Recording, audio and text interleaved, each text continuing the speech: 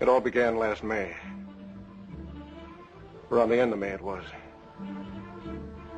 I'd been out to Glendale to deliver a policy on some dairy trucks. On the way back, I remembered this auto renewal near Los Feliz Boulevard, so I drove over there. It was one of those California Spanish houses everyone was nuts about 10 or 15 years ago. This one must have cost somebody about 30,000 bucks. That is, if he ever finished paying for it. Is Mr. Dietrichson in? If you can't trust your friends, well, what then? What then? This could have been any city. They're all the same.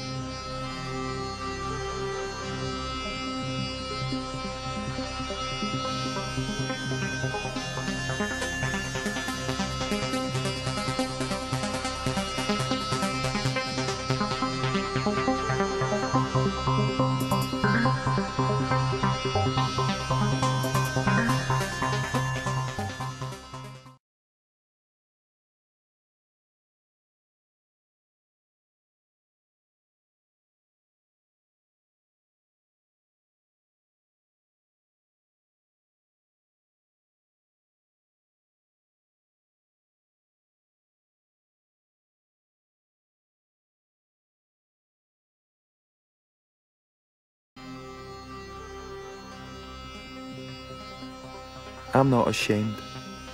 I've known love. I've known rejection. I'm not afraid to declare my feelings.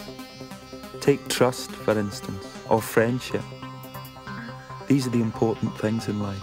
These are the things that matter, that help you on your way. If you can't trust your friends, well, what then? What then?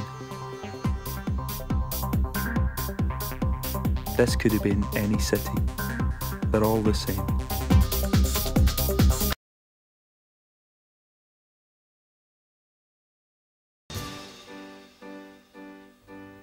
Oh yes, I believe in friends. I believe we need them. But if one day you find that you just can't trust them anymore, well, what then? What then?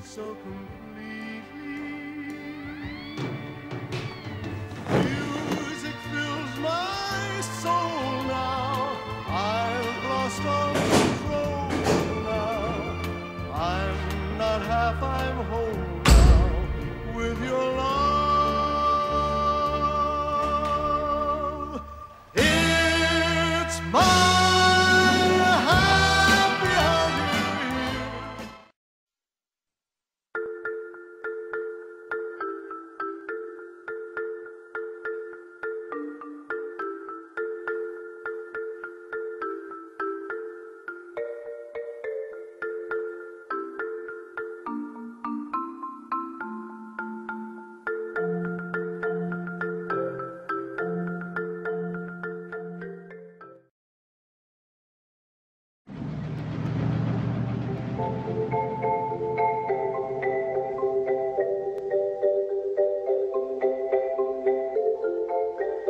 We hid out in the wilderness, down by a river in a grove of cottonwoods.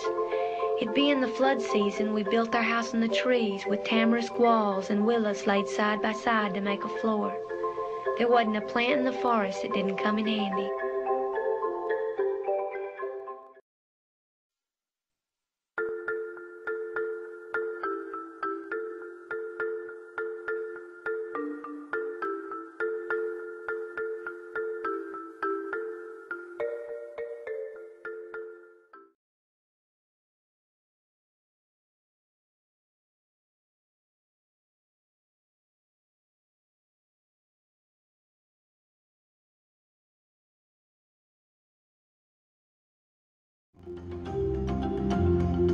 I had to come all the way from the highways and byways of Tallahassee, Florida, to Motor City, Detroit to find my true love.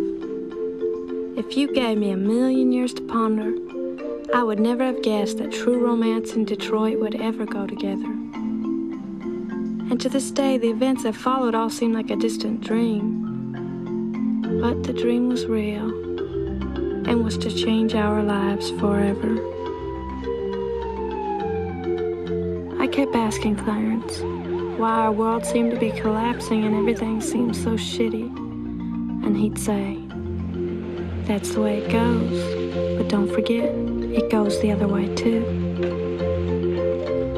That's the way romance is. Usually that's the way it goes, but every once in a while, it goes the other way too.